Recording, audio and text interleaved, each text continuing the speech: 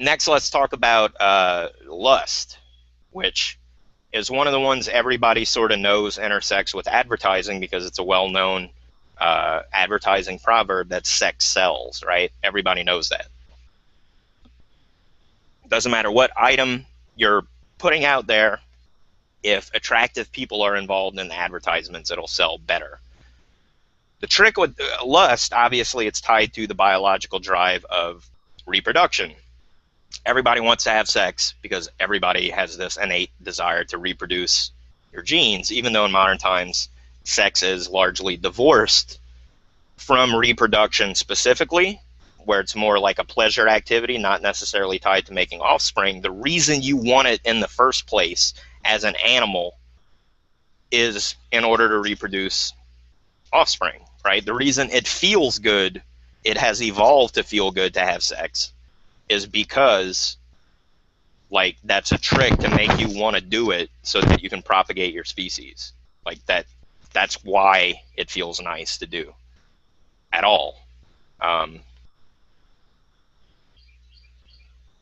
Looking at lust, like we said, it's tied to that idea of reproduction, and in a way, it's about that feeling of acquisition. So it's not just about making offspring; it's about making like the best offspring possible, theoretically, which is what determines what humans find attractive.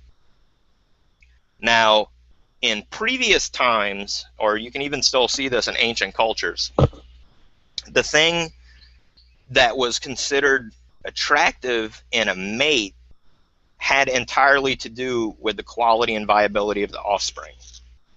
So there's this ancient statue that they found all over Europe called the Venus of Willendorf, and it's like a little bulbous female figure, and it's got huge hips and huge boobs, and it's like tons and tons of them. It's not the kind of thing where like they found one statue and they're like, oh, okay. Like they found tons of them, like it was like a little thing people would carve over and over and presumably carry around with them, like some little idol figure. And this idea, and again, I'm not like an anthropologist or anything, this is just from stuff that I've read, this idea is like that's the figure of womanhood that was venerated, because if you had wide hips, you could reproduce. And if you had big boobs, you could feed your babies, basically. So it's sort of like almost looking at human beauty characteristics the same way like an animal breeder looks at females for stock, for breeding, right? Like you want the ones that are built to reproduce and then support those offspring. In more modern times, we've actually, like the things that we consider attractive are not necessarily those things that make for the best quality offspring, but because of the way those figures are promoted, it short circuits our brain to want those things because we see them so much we think they must be desirable features. So basically your desire for what's considered to be an attractive woman now, if you're a man, like this female figure that is put in front of you so many times, part of the reason you want that figure is not because you actually like it, it's because you see it so often, you think that must be what people should look like, and that's why your brain wants to reproduce with people who look like that, so you can reproduce those features. It's very weird cart before the horse kind of thing that happens in that way. That said,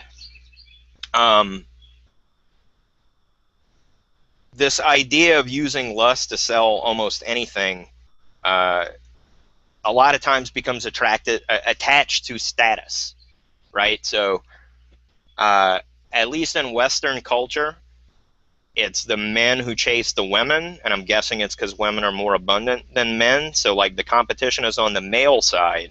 So there's this idea that attraction of certain types of women is like a status thing. So when you use sex to sell things, it's not just about the acquisition of like reproducing, you know, so like if they're using bikini chicks in a beer commercial, it's not just, hey, sexy chicks, I'm going to buy that beer. It is about those girls would only hang around with us if we have status, because like it's a competitive type of thing, right? Like there's only so many girls to go around, and those ones want to hang out with us because we have status, and therefore we should buy that. You know what I mean? Like it's tied very weirdly into status. in a way that has nothing to do with reproduction. So that's something to think about when you are trying to use sex to sell. And again, like, we're not just talking about like using this idea of sex to sell things that have nothing to do with it. Like, dating is a huge niche online, right? That is tied directly into the sin of lust. And the opposite of lust is chastity.